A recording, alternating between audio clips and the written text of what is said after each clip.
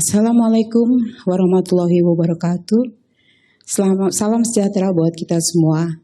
Om Swastiastu, Namo Buddhaya, salam kebajikan. Penyebaran COVID-19 di berbagai negara telah mendorong setiap pemerintah di masing-masing wilayah untuk membangun strategi kebijakan dalam menghadapi pandemi COVID-19 ini. Pada intinya, semua pihak telah menyepakati bahwa kesehatan dan keselamatan penduduk adalah hal yang utama. Namun dengan tidak mengesampingkan upaya-upaya agar ekonomi harus tetap berjalan dan tidak terkecuali di Indonesia. Sebagai bentuk upaya pemutusan rantai penyebaran COVID-19, pemerintah Indonesia telah menerapkan berbagai kebijakan. Di antaranya adalah pembatasan sosial berskala besar dan mengkampanyekan kebiasaan hidup bersih dan sehat. Dari survei sosial demografi dampak COVID-19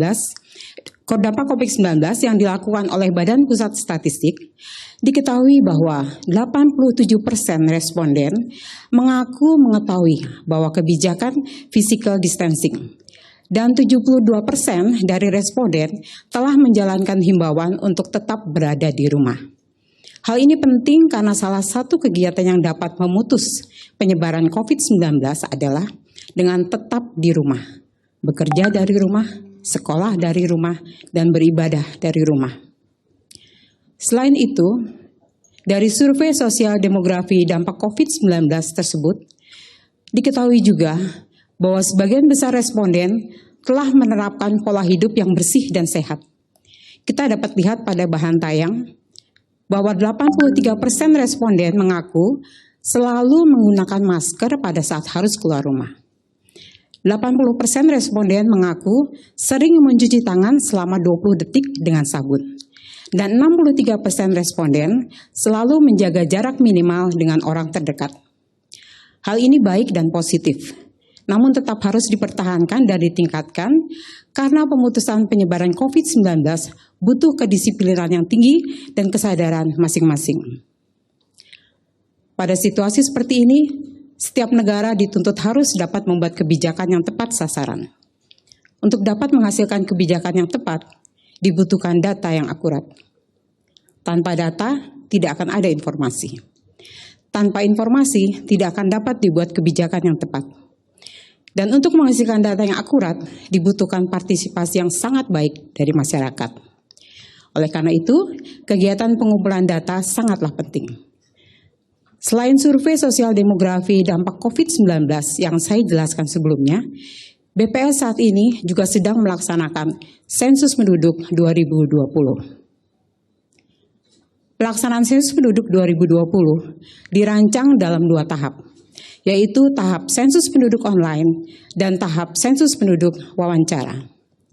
Namun dengan adanya pandemi COVID-19 serta kebijakan refocusing anggaran oleh pemerintah, maka BPS melakukan penyesuaian dalam pelaksanaan sensus penduduk 2020. Sensus penduduk online yang pada awalnya dijadwalkan pada 15 Februari hingga 31 Maret, disesuaikan menjadi 15 Februari hingga 29 Mei. Hal ini mengalami perpanjangan selama 59 hari. Penduduk dapat berpartisipasi melalui laman sensus.bps.go.id dengan menyiapkan nomor KTP dan nomor kartu keluarga untuk melakukan pengisian. Sementara untuk sensus penduduk wawancara yang semula dijadwalkan pada bulan Juli mengalami penyesuaian, baik itu dari sisi jadwal menjadi bulan September 2020 maupun dari sisi mekanisme pelaksanaan, yaitu dilaksanakan tanpa wawancara. Mekanisme penyesuaian proses bisnis pada tahapan sensus penduduk lanjutan ini akan kami sampaikan kemudian. Namun yang perlu digarisbawahi bahwa langkah penyesuaian tersebut dipilih BPS sebagai upaya dalam mengutamakan kesehatan dan keselamatan penduduk serta petugas sensus pada masa pandemi ini. Hingga hari ini, capaian partisipasi penduduk dalam sensus penduduk online cukup menggembirakan. Dari tanggal 15 Februari hingga 19 Mei 2020, sebanyak 44,83 juta penduduk atau 16,63% dari jumlah penduduk Indonesia telah berpartisipasi secara online. Untuk itu kami ucapkan terima kasih kepada penduduk yang telah mencatatkan diri secara mandiri melalui sensus penduduk online. Namun demikian, jika kita melihat data dari We Are Social yang menyatakan bahwa ada sebanyak 175,4 juta penduduk Indonesia yang menggunakan internet, kami melihat masih cukup banyak penduduk Indonesia yang dapat berpartisipasi untuk mencatatkan informasi kependudukannya pada sensus penduduk online ini. Oleh karena itu, di 10 hari terakhir sampai dengan 29 Mei ini, kami terus mengajak kepada seluruh penduduk Indonesia yang belum berpartisipasi dalam sensus penduduk agar mencatatkan diri beserta keluarganya. BPS menjamin keamanan informasi yang disampaikan. Caranya juga sangat mudah.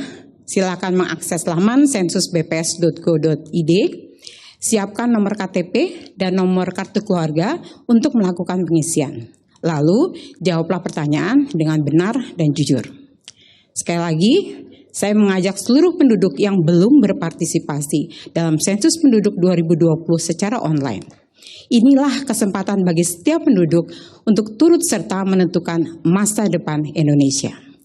Cukup mengisikan informasi kependudukan Anda di rumah saja pada sensus penduduk 2020 mencatat Indonesia. Assalamualaikum warahmatullahi wabarakatuh. Selamat sore dan Tuhan memberkati kita semua.